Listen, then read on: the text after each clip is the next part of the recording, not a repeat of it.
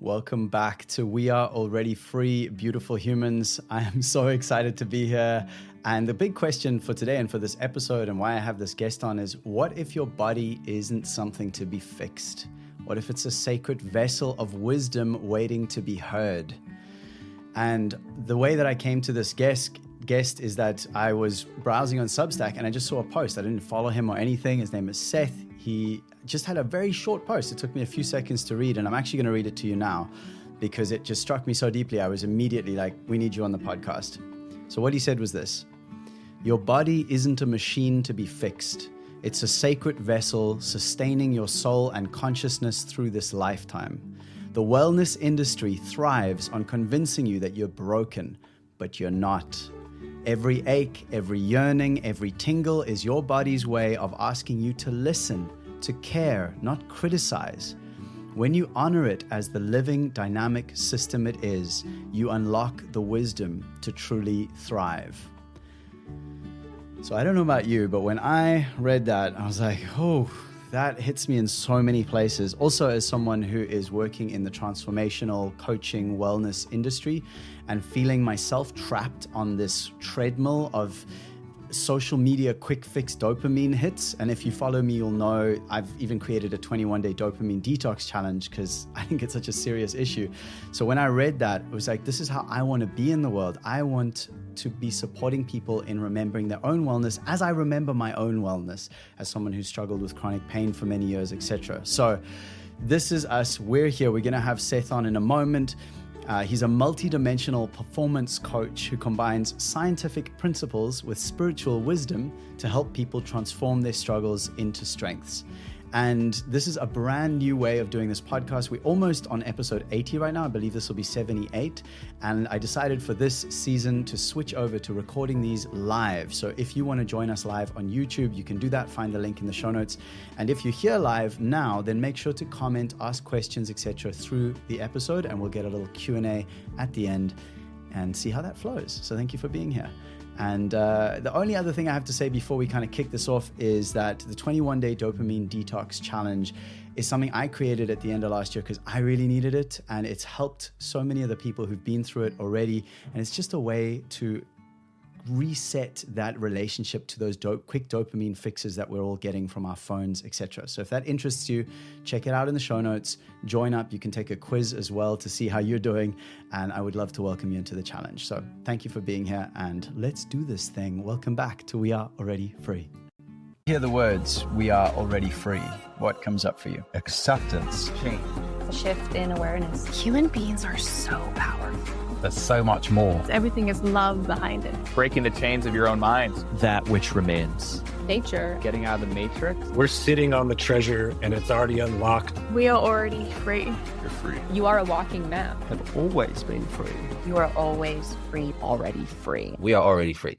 Hello, welcome Seth. It's good to have you here, brother. So good to be here. Oh man, what a blessing. Where in the world are you right now? I'm in Central Florida, on the Treasure Coast. Yeah. The Treasure Coast. I've never heard that term before. Yeah. That sounds rad. My wife and I like to joke that like we're holding down some good energy in Florida. It's not all Florida men and what have you. Yeah, I know. I must say, anytime I look at anytime I see a clip on Instagram that is about Florida, it's generally someone wrestling a crocodile or something like that. Yeah. So yeah, it happens. Nice. So, I mean, let's just dive straight in, man, to that post that you made, which was, I know you were just mentioning before we came online that you're writing a lot of long form. And it's interesting to me that piece that was just short form, it just encapsulated such a critical message for me. This idea of sacred vessel, like what is the body? Is it a machine or a sacred vessel? And like, how did you get to that space? I mean, is that something you've kind of been working on for a really long time, or how did you come to this understanding that actually our society does not acknowledge pretty much at all, modern society, that we are more than just a machine to be sort of, serviced like a mechanic? Yeah, and I can tell you right now, rein me in, because that question could be, my thesis dissertation. All right. I'll nudge you if it's getting too out there. Yeah, like just reel me in, because I'm like, oh man, where do I even start? But yeah, I mean, just in general, I've always been a seeker. I've always, from as early as I can remember, I wanted to understand why we're here, how things work, where do we go when we die? Like those questions for as long as I can remember have been ingrained in me. And then, throughout my journey of, self-discovery, and like most people, they got me into some dangerous situations and some stupid teenage stuff. Some of my greatest lessons happened there, as I'm sure a lot of people can relate. Ultimately, I ended up getting my master's degree in exercise physiology because I was obsessed with optimizing my body. I around like 15, I accepted the fact that I won't be a professional athlete. As like a kid, that's like the dream, right, for all kids. And so just being like, all right, well, that's not in the cards for me, but I want to be in that world, and I want to figure out how to like optimize the body. And I thought at first it was just like bigger muscles, faster running, jump higher, only to realize that's such a small piece of the equation, and all the other parts that come with it. The mindset, optimization, what motivates us, what inspires us, why do we do the things we do? So throughout my journey, I just continued unraveling the different dimensions of what makes a person thrive, to come to the conclusion that the way the world is structured is not designed for us to thrive. It's designed to keep us in negative feedback loops to continue to buy the product, right? To continue to hate and self-loathe ourselves to get the next quick fix. Dude, just to like right there, what you just said there, I want to hear a little more. Like you maybe you were going to dive into that anyway, but I just want to hear a bit more about that. Like, how does this modern society, or how do you see that our world as it's set up right now keep us in this cycle, in this loop? Like, what's happening there? Yeah, well, just the way capitalism works is more equals better. And there's no such thing as, we need 3% growth every quarter. I'm actually working on a new Substack that's a little bit of a timeline of my life. And for a 6-month window, I actually worked for one of the largest supplement companies as like the Southeast sales manager of this company. And really quickly, you learn like you grind, and I don't like to use the word grind today, but that was the world I was living in back then. You grind so hard to reach a sales quota for the quarter, doing everything you can to get there. And then when you reach it, your boss is like, all right, great job. We increased it 3% next quarter. It's like, what? I did everything I could. And I tell you that now because I've realized that's how the world operates. And it is not sustainable at all. But they need us to keep buying products. From the health and fitness industry, I like to joke and say a fitness magazine could really be one issue. You could really get the foundations of what a human being needs in one issue, but that's not going to sell a magazine subscription, and then let alone the supplement industry and all that comes with it. And I could break down all the different areas of that field. But at the end of the day, you could read a fitness magazine, and what one writer says in the beginning is like completely contradicted by somebody else later in the same magazine. It's so obvious to me. And it's maddening, and it's heartbreaking to know that there's so many people out there who want to feel good in their bodies. Forget about looking good. They just want to feel good in their bodies, the back, the sciatica, all the other, little aches and pains. And then they go to unqualified professionals. They go to the next quick fix, Instagram reel that's promising them something, when the reality is the person who's selling it doesn't even embody what they're selling, but they're probably starving themselves and good at taking supplements because of their own mental health issues that aren't addressed. So to call myself a multidimensional coach, it really came out of being seeped in this industry and realizing that like the person you idolize with a 6-pack, they have their own mental health issues. They deal with them by monitoring and withstanding from eating to have a physique because they think that will make them happy. And then it just becomes this awful feedback loop of real just subconscious trauma responses that we're all just continuously colliding into one another, not getting anywhere. Dude. Yeah, well said. I mean, this is, as I said at the intro, this is something I'm wrestling with myself, is like, and also that fine line between when is it okay for me to serve others when I still have my own stuff I'm navigating? But then, I mean, I'd be curious about you. I don't think I'm ever going to stop navigating stuff. Like I don't, maybe I am, but like, I feel like if I'm helping someone with the stuff that I have dealt with a few years ago, then that's kind of like ethical. But if I'm trying to help someone do something that I'm still not doing, then I think that's where it gets messy for me. And I actually would love to hear from you just around this. You were saying a bit about it before we came online, but this thing of how to be someone who's sharing specifically on the internet, running a business on the internet, running a business that's about helping people to heal themselves and be well, how to do that ethically. How do you do that ethically? Especially when I'm not anti-capitalism, but I'm anti like oligarchy capitalism of kind of what's happening, at least in the States right now. So again, it's like finding a sweet spot amongst so many different areas, but at the end of the day, it really comes down to just practicing what you preach and embodying the lessons that I'm sharing with others. That's really like the secret sauce for everything. There's nothing I don't offer or recommend or suggest to somebody that I haven't, tried and or am currently doing.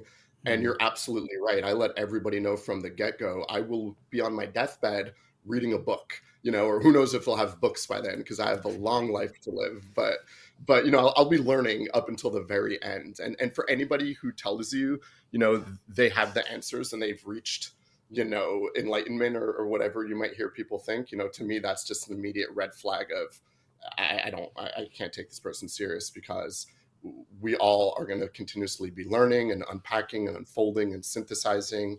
And like you said, sharing your experience with others, good, bad, ugly, is the best way to inspire them along their journeys. And, we're all unique individuals and we all have our own life stories, but at the same time, they're themes, they're common themes that we've all experienced. So I'm a firm believer that we're each other's medicine, and I learn from everybody that I work with, and they make me better. So it's a continuous spiral of self-improvement and growth that I believe is the only way to really make the global shift that so many of us want to make. It starts with the internal self-development, personal improvement, and then it turns into a collective evolution as enough people kind of get on board with the same mindset.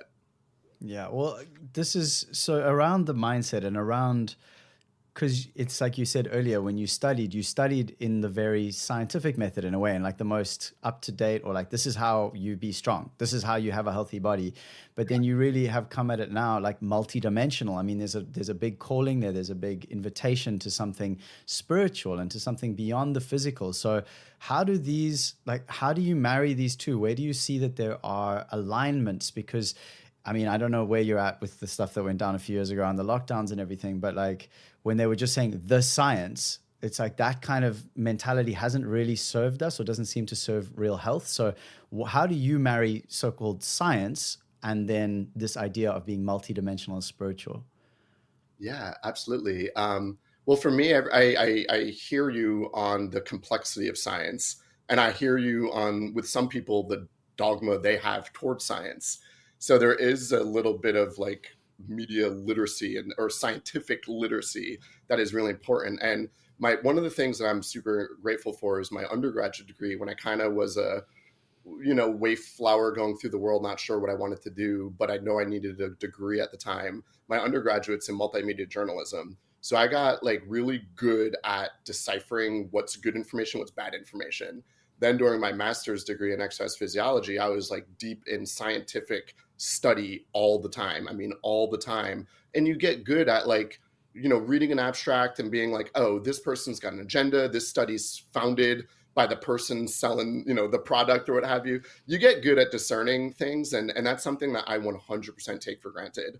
My wife and I both have a problem where every time we learn something, we assume all of the world knows it. And that's something that we've been like unpacking over the last few years of like, whoa, that couldn't be further from the truth. But regarding, so it really comes down to, with the science, with the work that I do, it's like, wow, this new system for hypertrophy, muscle gain, it's telling me to not do it the way that, I was taught, but now this new science is coming out saying I should be doing slower eccentric, load on that, whatever it is, I'll go to the gym and like it's a laboratory and then practice it. How do I feel a difference? Like I said earlier, I want to embody everything that I share with people. And then how you bridge, or how I bridge, the spiritual side of it and all the other things that you mentioned, working with thousands of people over the course of the last 20 years, from professional athletes to just like general pop to 80-year-olds, the theme that everybody had, the people that got the best results had, were faith in something bigger than themselves. They all had a belief, some borderline arrogance, but either way, they had a belief that they could do it, and every one of those people that had that belief in something bigger than themselves absolutely got the results they wanted and thrived. So that was when I really started to believe, or think, there's more to it than just pushing hard at the gym, or what have you. And I could continue, but I feel like that's a nice stopping point there. Yeah, I mean, it makes me curious, because are there people you've worked with who came to you where they didn't have that belief? Because it's honestly, this is one of the things that I struggle in and out of still, that I'm still navigating, is this like deep, lack of worthiness, maybe, like lack of enoughness, etc., that starts to, and it comes and it goes, and it's definitely very different to how it was 3 years ago, 5 years ago, 10 years ago. Yeah. So the work I'm doing now is so different, but at the same time, I'm still like, there's that root, man. It's still going on, and I wonder how much that's holding me. I know that's holding me back from some of the expression that I want to be bringing through. And do you find that, like, is there hope for people like that? People who, What is the process for something like that? I mean, I know it'll be different for different people, but if someone comes to you and they're doing the workouts, they're pushing hard, they're like, I'm doing the thing, or they're not, they're just completely collapsed and fallen apart, like given up, and they don't have that little spark of, there's something beyond me that I can believe in, that's going to carry me through this. Yeah, that's such a beautiful question. And there's hope for everybody is an absolute understatement, and as you know, and tying in with the other things we've already talked about, like, I'm a firm believer that we are all whole, beautiful sparks of consciousness, sparks of the divine residing inside of each and every one of us. However, from the minute you're given a name, right? As soon as your parents said, you're Nathan, that's our first obstruction from that pure it inside of each and every being. Then just life, not even getting into like awful traumas, just general being alive today, is traumatic and continues to obstruct us from that pure spark inside of us. So for me, it all starts, everybody that, people come to me like, I want to lose weight and put on muscle. And the first thing is like, all right, well, first you need to recognize that spark inside of you and all beings. Second of all, you need to just get clear on your values, who you are and how you want to show up in the world. We could start talking about like, what do you believe in? What's the big, but just starting with the foundations, who are you before the world told you who you are? How do you want to show up in the world? What are the things, for me, what are the things I want my son to know about me, or how do I want to show up for him? So starting with that foundation ultimately answers the bigger questions. But like I said earlier, the big changes to the world have to start with the smallest changes within ourselves. And that starts with knowing who we are and reminding ourselves all the time. Because what you said, like, it comes in waves, right? Like 1 minute you're clear, you got this, you could put yourself out in social and not have the, voices in the back of your head. And then the next minute it's like, but why, what caused that shift? Yes, there's rhythms and there's cycles to our emotions, and, we could get into like astrological things, but ultimately, like, I'm sure a post you thought was going to do great didn't get the engagement you thought. So next thing you know, you're second guessing something, even though it's great and has nothing to do with you, and it's the algorithm. So you can see how all the things we're talking about are all kind of interwoven together. And that's why knowing who you are is absolutely foundational. And when you build that solid foundation, a bad post on the algorithm is not gonna make you question yourself. But it's also not, I really don't, I think anybody who says that they figured it out and they don't have those thoughts are lying to themselves. because ultimately, like it's a part of being human, and that's also we become better through feedback loops. So when you hit those moments of doubt, those are opportunities for growth. So when you hit those moments of doubt, beautiful, that means you're human. What are the tools? What's the foundation? What is your bigger vision? And then you realize how silly those self-doubts even were in the first place. Right. I love that. It's been definitely an empowering thing for me to think of everything that's happening as a gift or as a medicine or something specifically for me or through me, not this idea of why is this happening to me. So I love that. And to what you were saying, you talk about these incredible, how important it is to have all the dimensions online. And I think you specifically said physical, mental, emotional, spiritual, relational, and sexual, that like having those all online is what creates transformation. And if any one of those is not online or not aligned or balanced, that it's going to throw everything else off. So how could someone, even maybe a practice or something someone could take away from this, or just some ideas of how could someone start on that process without getting overwhelmed? Because that's the thing. It's like, oh my God, okay, so now I need to get this, and this sorted, then I'll be fine. It's like, oh my God, that's a lot. Absolutely. And from just like early on in my career, when I was just focusing on the physical body, I noticed the archetype, which is very common, of, I'm going to, their first day coming into me, I'm going to do everything. I'm going to eat perfectly. I'm going to supplement. I'm going to be there 5 days a week. And I'm just like, no, you're not. Just stop lying to yourself. And even if you could, it's not sustainable and it's not going to serve your greater good. So let's strip it back and let's get realistic. And I love the way, and like you nailed all the dimensions I work in, and it's infinite dimensions, right? But even just hearing you read it, I'm like, whoa, that's a lot. That's a lot for one person to focus on. And the beautiful thing, like from an integral theory perspective, Ken Wilber talks about lines of development. And I think it's really, in the work that I do, the first session that I have with people, I call it a multidimensional intake reset session. And we sit down and we go over 10 different dimensions of life. And then I put together a game plan for, the first quarter together. Because I like to look at things, from the seasonal perspective and find a rhythm and cycles to connect to our own cycles. And then obviously the greater cycles of the universe. But I bring up lines of development because it gets really clear in that first session. Hey, listen, there's a lot. We could improve every dimension. But for right now, let's not even work on the physical body. Let's just focus on, again, working on your values, your visions. Schedule some time that you would, if realistically you ultimately want to work out 3 times a week. Schedule that time now, but don't even stress about going to the gym. Go for walks during that time.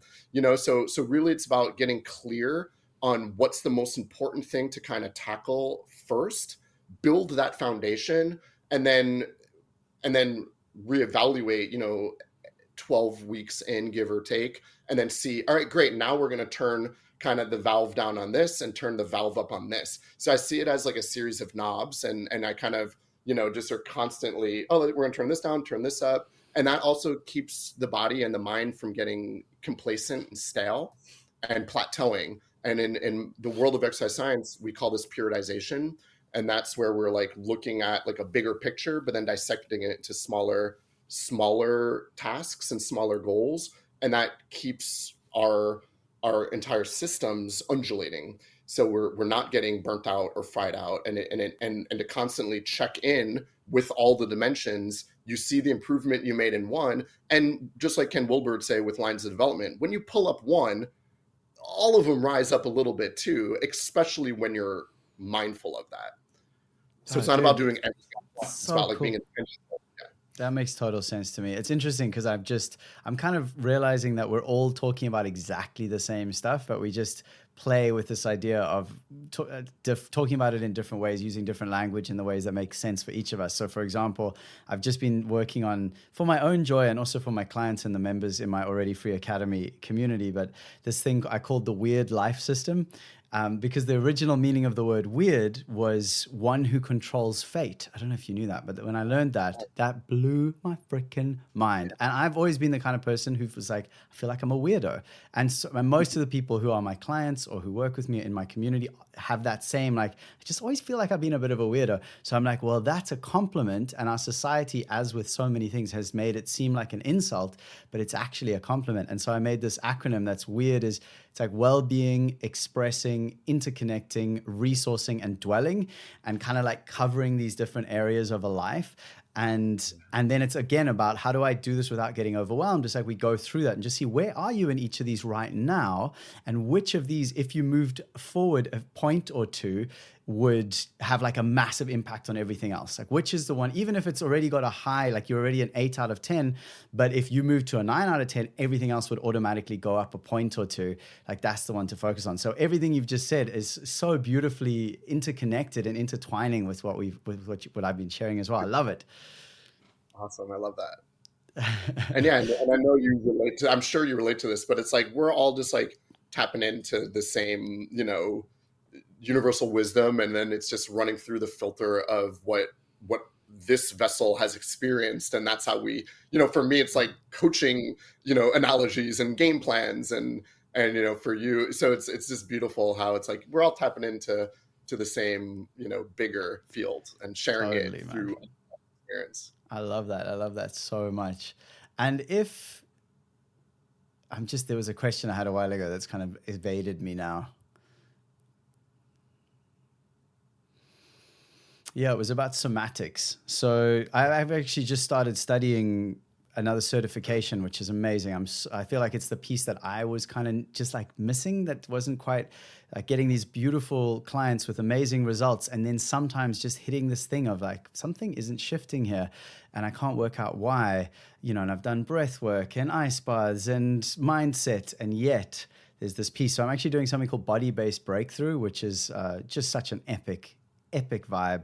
And I know you speak to somatics. So what is your experience? How does somatics like tie all of these bits together? Because we could talk about this shit till the cows come home. And for some people it would help, but for some people it would make zero difference. So what is somatics? Why is it important to you? And what's your understanding about it? Yeah, beautiful. Well, my understanding, again, comes through my life experience. So starting with the body, as an exercise scientist and a strength and conditioning coach, it was the gross macro body, right? Bigger muscles, better performance,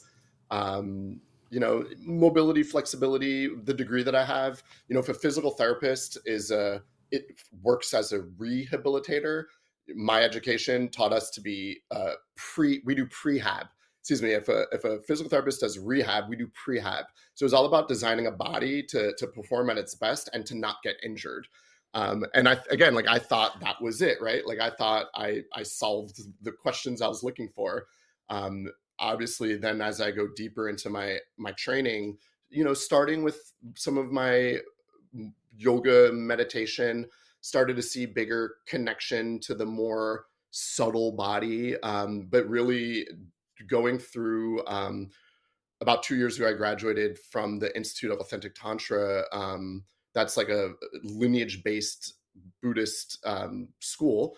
It also qualified me to be a sexologist. So that's just like a little sidebar there. But during that training, I really began to understand the subtle energy body, and not just like chakras from a kind of new agey way, but truly understanding, the energy body that makes up the nadis and the chakras, and really, this is the part that my unique background allowed me to synthesize, really understanding how that system completely weaves together with our nervous system, and really seeing how the fascia in our body is the conduit for that subtle energy, for some would even say that consciousness. So as you, and then you understand, I mentioned trauma earlier. We define, and by we, my wife Ganga Devi and I work together in pretty much everything we develop, understanding that trauma is any unexpressed event, emotion, or experience that gets stuck in our body. Well, it doesn't get stuck in your bicep like in a gross lump. It's in that subtle energy body. It's there. And every lie you've ever told, every abuse you've ever given or suffered that you're not actually expressing and talking about or writing about and letting it move through your body is all stuck in our energy body. And that's not just a woo-woo concept. It's actually stuck in our fascia body. And our fascia is supposed to be this web-like fluid that connects from the top of our head to the bottom of feet, and it even runs in through our tendons, ligaments, organs, muscles. It's the glue, the saran wrap that connects everything. And most people, myself included, have junk in there. And that causes tightness in the back, tightness in the hamstrings, the sciatica pains. All those little aches and pains are from all those suppressed events, emotions, or experiences. So people are like, I want to fix my back pain. They do all these, physical therapy practices or strength and conditioning practices, but then really they're holding, sexual trauma that they experienced. And they, and what we suppress will be expressed. And that usually shows up in those aches and pains. So going back to the post that you read to start the podcast, I even mentioned, sensations and tingles. Those are all signs that there are things that need to move through and work through. And again, like coming full circle, in order to get the big physical breakthroughs that you want, it has to start with the gentle soma. So understanding the subtleness of the body and understanding that it's not these big movements, it's those subtle remembrances. It's checking into, you got shoulder pains. Okay, move your shoulder ever so gently, listen to your body. Are there things that need to be expressed? Where are you holding that tightness, that stuckness? And I'm not saying you need to like go and confess all your sins, although, there are benefits to that, right? But like write it on a piece of paper, write all the things you wanted to say to that person, shred it up, rip it up, burn it up, and you'll be shocked how much better you feel in your body. Dude, this is speaking to me so deeply right now. And actually, I just had one of my recent guests was a woman named Brooke McPoyle. I'm not sure if you've come across her on Instagram at all, but she is like all about that fascia. She's a lifelong professional. She was almost a pro golfer and then singer, like a lifelong singer. And because of the exercises she was taught through singing, that gave her like access to this whole thing. Anyway, and she does this whole fascia release thing. And she's like, you guys, your languaging is so beautiful. I actually got goosebumps now just because the way when you started talking about the fascia, like the poetry that just started flowing there was really powerful. And it really has connected me to that power of the fascia again. And I actually am going to start up those exercises I was doing again, because it's like really that piece. And it's so much of what he's talking to us about, Matthew, the teacher in B3 as well. So I'm just getting it from every angle right now of like, bro, you got to talk to your body. You got to, he calls it going on a date with your body. Like, when did you last go on a date with your body? And so everything you've just said is so beautiful, man. I hope everyone listening to this is like, not just taking notes, but like receiving, like listen to your body, peeps. Well, the fact that I'm having goosebumps and you had goosebumps, again, that just like we're in the right space here. Definitely. And I'd love to just add, you mentioned she was a singer. During numerous trainings that I've done, I can't tell you how many like actors and musicians who do like voice exercises are like, oh, toning the vagus nerve is my like pre-singing exercises, and we're like, oh, that's why like people who sing in choir, are usually like happy people. Like they don't even realize the vagus nerve, activation that's happening. And not to mention, but I digress, but it's and it's not rocket science. It's really just some of the most simple things of reconnecting to our wholeness. I think that's the piece. It is simple, and yet it still is not easy. And that's why having someone like you or someone like me or someone who's working in these spaces is so helpful. It has been for me anyway. I find that when I don't have someone in my corner, then it makes it a lot harder to kind of stay on that. And speaking of having someone in your corner, you were saying you and your wife work together like super closely, and I'd love to kind of hear from you a little more about that. And if anyone does have any questions or any comments or anything, if you're watching live or if you're listening to this as the final podcast, please do look in the show notes, send me a message, send me a voice note, let me know what you think. I'd love to share your questions and thoughts in future episodes. But for now, really curious around this idea of working with your wife, working with your partner. Like that's potentially a high friction point, dude.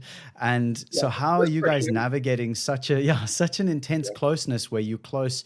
Because again, I'll give you a bit of context for my own question here, because I do have I want to know this for myself. My wife and I are super close. Like, she is just one of the best person on planet Earth for me personally. And so grateful. What a joy. We were expecting our first child, actually. So that's something I haven't actually shared anywhere on social media. So that's now out there. Thanks, brother.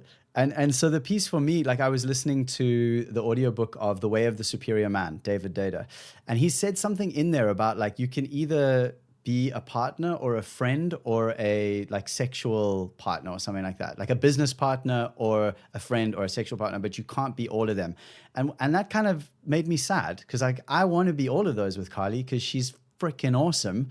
And so what are your thoughts on that, and how's that playing out in your own journey? And this in general, like those gross generalizations, you know, there's going to be outliers, and there's going to be reasons that came together for him, and there are reasons we thrive in working together. And for us, the biggest reason is, like, incredibly early in our relationship. Well, we both did a lot of work before meeting each other.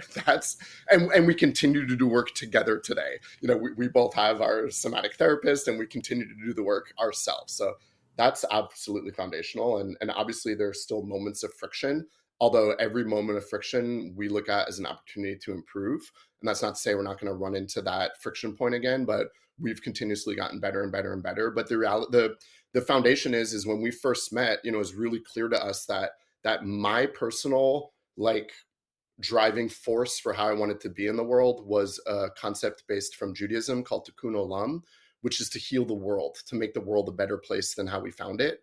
And it actually starts with a concept called Tikkun HaNefesh, which is to heal the soul. Before you could change the world, you have to start with the self, right? Then we build out. And then my wife comes from a more Buddhist background, Hindu and Buddhist background.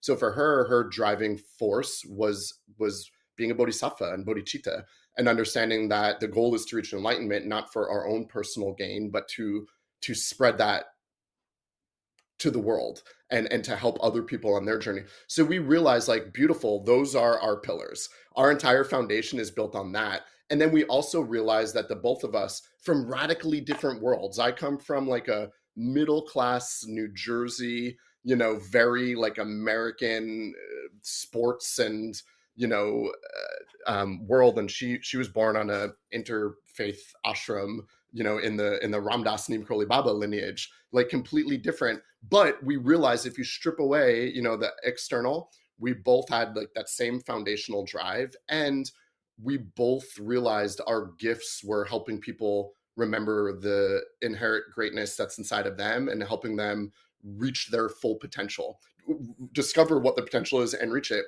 We were just coming from it from different worlds.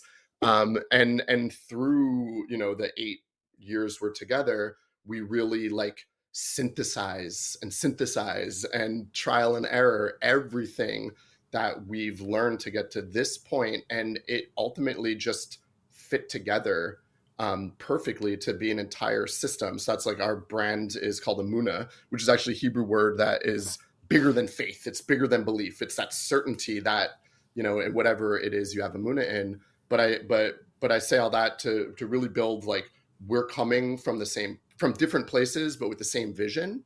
And we love to continuously improve, and working together gives us these constant opportunities to improve. Plus we before we started the interview, I mentioned we check in about, you know, how our day's going, personal, professional, emotional, somatically. And as we do those check-ins, you know, she gets to know my clients, I get to know the organizations that she's working with, and then I get to be a soundboard, and vice versa. So for us, like, we don't even see a world where we couldn't be in flow and harmony together, because it's just how we externally process. And it works for us, but I understand that's not the reality for everybody. Yeah, beautiful. Well, thank you for sharing your experience. And I suppose there's something so beautiful in what that does for all of us, giving us the capacity to then experience reality broader and broader. And my wife's listening, and she just texted me. She's like, yes, our values I just want to give our core values are present not only in our professional and emotional and spiritual lives, but also our sex lives. So that's something, and I'm glad that she threw that in there, because not a lot of people want to talk about sex, but it's the driving force behind absolutely everything. And very early on in our relationship, we realized we're having a non-monogamous relationship with God, and we definitely like bring spirit into the bedroom with us and make everything we do sacred, including our sex life, and that's definitely a huge point, of us thriving together. Beautiful. I love that so much. And I mean, I love talking about sex personally. I think it should be talked about a lot more. And it is also something that I'm starting to realize, like I'm reaching a point in my own, I guess in my own nervous system maybe, or in my own journey where I'm realizing I am stuck up on some stuff around sex. Like I really enjoy sex. I have a great time with it. My partner and I have made a baby and we have a great time together. And there is this sort of deeper layer that I'm aware that there is this like dropping. I'm actually realize I'm quite goal oriented. Like I'm often thinking about the orgasm, especially for her. And then about myself, about not having the orgasm, because then the whole show's over. And so it creates this dynamic of stress where I'm thinking about the thing and not the thing, instead of just being like in the state of flow, which I have experienced many times in sex. But I'm curious around like, do you have a specific foundational practice, or is there a specific way that you recommend people who are curious in going a little beyond the surface of just, we're just bumping uglies? It's a terrible term. I don't know why that came to my mind, but like that, there's something more than this beautiful. But it's a wonderful physical experience. Like just as a physical experience is gorgeous and amazing, and how to go like that next layer deeper. And you're spot on with something that is definitely like, as soon as we get in our heads, like game over, right? Like as soon as you lose that presence, it's our hardwiring gets thrown off. And to mention the nervous system in sex is an understatement, because for males, ejaculation is actually a nervous system response. So if we're coming into intimacy from a heightened state of arousal, from a fight and flight state, which most people are, that's going to usually show up in premature or earlier ejaculation than you'd maybe want, as well as, potential some impotency issues, excuse me. So just understanding like the most important thing is just like co-regulating, right? Before you even kind of drop in, and just being mindful and being like fully present for your partner. And from my experience, and to your point exactly, there are a lot of times where I'm like, we're in a beautiful moment and I'm like, oh, I got to slow down and do some breath. And she's like, shut up, just like be here with me now, and it's just like, oh yeah. That's the sauce, right? Like that's the magic. But again, like there's so many trainings and so many books, and it's like, well, this person says I should do this, and it's like, no, just enjoy it. As my Tantra professor would tell me as I was going through my training, worst case scenario, you're going to orgasm, like enjoy it. And especially like working with men that have like fear of intimacy due to performance issues. It's like, I got news for you. Your partner would probably like it better if you just cuddled her for 30 minutes and listened to her. Your partner would probably enjoy you, giving her yoni some like attention and love, or, maybe some oral, but it's not about the bumping uglies by any means. And for my wife and I, even before my more formal Tantra trainings and what have you, it was always just like respecting the orgasms for both of us, and just really understanding that we don't have an orgasm, we're receiving the orgasm from something bigger than us, and to be just in like to not be in like an aggressive, I'm going to give you an orgasm, like, but actually to allow ourselves to be open to like a bigger experience. As soon as you try to make something happen, you're narrowing the field, so we try to relax, open into it. And then we always, the bodhisattvas in us are always, let's dedicate the merit to this orgasm. What do we want to be sending out into the field, from this intimacy together. So. Yeah, beautiful. I really get a sense of a softening within what you've just been sharing, a sense of more of an allowing and an expanding rather than a contraction, which is the polar opposite of an orgasm, as a very contractive experience. Exactly. And you could get into like the data on this, but not enough people are addressing that a majority of humans on the planet today have suffered or perpetuated sexual trauma onto somebody, or they've experienced it themselves. And then we don't have the tools and the language to actually process that in a healthy way, or we would say to metabolize it in a healthy way. So we store it, and then that gets warped into, it could go into numerous ways, but that's just something that is really pivotal to the work that I do, that I would just regret not bringing that up, is just, and being able to hold space for that healing. You don't need a sexologist. You just need an attentive partner who's open to learning, and learning to create space for the metabolization of that to happen. Beautiful.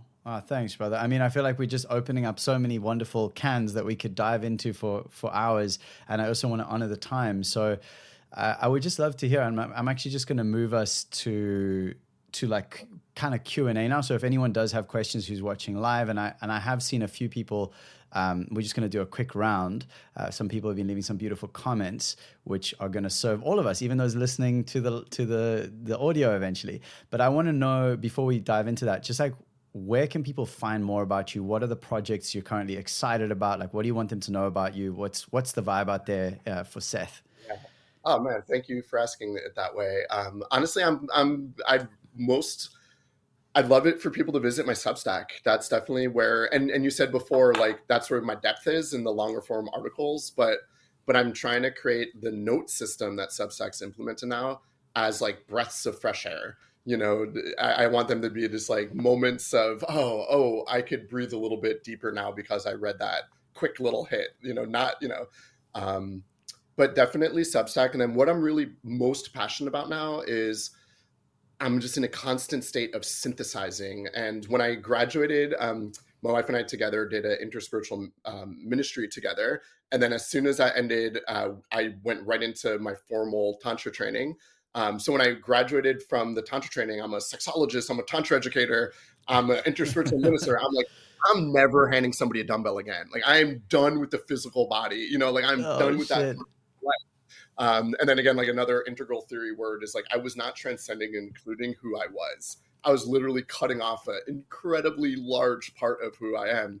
So I only say that because I've really focused on the last year and a half, 2 years of synthesizing everything that I do into multidimensional performance coaching. And I'm currently launching like a beta project called Steady Strength, where it's a one-on-one coaching container and or mentorship. I find that I've been working with mostly fitness professionals that want to bring more depth and dimensions into their work. But a container to help people really understand the internal shifts that must happen, mentally, emotionally, spiritually, alongside the physical aspects of it. And it's not necessarily like a big meat and potatoes strength and conditioning program. It's really based on somatic awareness, and Moshe Feldenkrais, who, if you don't know, is just like one of the absolute OGs that everybody should know about. Another person you'll read about and be like, oh yeah, he's talking my language, but brilliant person everybody should read and know about. But kind of in his methodology of like, I've broken down body movement into 7 foundational movements. And if you look at any workout, any exercise, they're doing these 7 movements. So the way that I've synthesized my work is like, let's just get really good at doing these movements without any weight. And, spend 10, 15 minutes in the morning doing these formal, subtle practices that I've created. And then just think about it for the rest of your day. When you sit down on the toilet, think about, the hinge in your hips, So to really start embodying it throughout the day. And then the beautiful thing that happens is after a few weeks, you go and pick up a weight or take it up another level, and you're like, oh, my body's been reprogrammed to move in this manner. And at the same time, I have, guided meditations, practical wisdom frameworks, and writing prompts to be unpacking kind of the bigger picture, getting clear on your values, on your vision, knowing who you are, recognizing your trauma, doing some simple things to metabolize it, and at the same time, building the foundation of the physical body. So that's what I'm calling Steady Strength. Check out my website. There's so much more information, but I would love to meet people in that space. That's definitely what I'm most I mean, passionate that's about. talking to me, dude. If you ever need a guinea pig in South Africa, let a brother know, because that sounds right up my alley. And so let's, and I'll also share in the show notes, obviously, the links to your good stuff. So just hearing just a few of the things people have commented along the way as we close this down. But I heard from username Raisin, that's a great username, said, I've started calling my body a divine instrument, a divine instrument. This topic is very up my street. The body really does have its own wisdom. Beautiful. And we've also got Deb checking in, and then Archibald saying, I love how you've incorporated so many elements of different religions and philosophies in your work. So thanks, everyone. And what a pleasure. Wishing you, sorry, Raisin again is saying, never heard anyone else connect singing with these things. So the idea of singing as a way to kind of activate the vagus, which is awesome. I could jump in with just like a quick hit for everybody. We talk about like somatic, and when it comes to somatic healing, there's a very simple formula that I think changes most people's life when they hear this. The somatic formula for healing is breath plus touch plus awareness equals healing. Now, when this came to me during my Tantra training, where we were learning hands-on physical touch on people, but for most people, especially people with sexual trauma, touch is too much. So you could replace touch with sound, because the vibration of sound is actual touch. So you could replace touch with movement or sound, because movement, internally, my body's touching itself and I'm touching the space around me. Singing, the vibration is creating the internal touch. So when you mention singing, it's breath plus sound plus intention. Literally singing and dancing is healing, but but you have to come to that place with intention. So sorry, dude, that's beautiful. No, that's a great finisher. And actually, just a final question before we close down. But I ask every guest this. I meant to tell you this at the beginnings, but I'm dropping you in the deep, and I think you've got it. When you hear the words "We are already free," what comes up for you? Yeah, it's funny. I hadn't thought about it, but during the intro, I was like, "Oh, I'm gonna have to answer that." I think we're already free. It just means everything you're looking for is already inside of you. It's all here. And it's understanding that, my ability to say that, you have the same abilities. Like every being on this earth has that same inherent it inside of them, and recognizing, so many wisdom is like X marks, you get to where you started. It's this understanding that you could go to all the places and look for all of the answers, only to continuously realize that it's all been here the whole time. Beautiful. Yeah. Thank you. Yeah. Thank you so much, Seth. Thank you for your work. Thank you so much. I do want to say my work is 100% remote also. So I work with people around the planet. So I just want to make sure that that's clear. Yeah, Very right. Thank you. That's fantastic. Yeah. And thanks again. And thanks to your lovely wife. I wish you guys well. And we'll definitely, hopefully get you back on again sometime, man.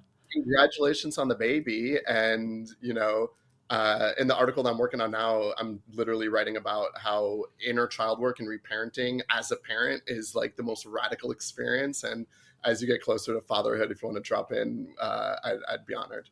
Oh, thanks, brother. I really appreciate that. And we'll get you back on again sometime. If you want to stick around, but I know you've got to head off. So actually head off, then we'll check in once I've finished here. But thank you so much again. It's been an absolute pleasure and an honor. All the best. Yeah, thank you too. My pleasure.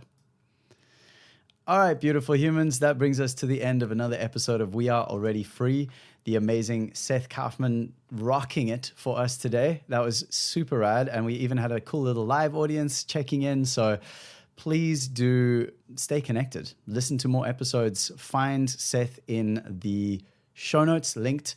And I mean, to me, it's very rare that I would ever get someone on the podcast when I know so little about them, really. Like usually it's someone I've been following for a while. It's a recommendation from someone I've already had on. Like I usually take time with this. But when it came to Seth, I read that one little piece that I read out to you at the beginning of this episode.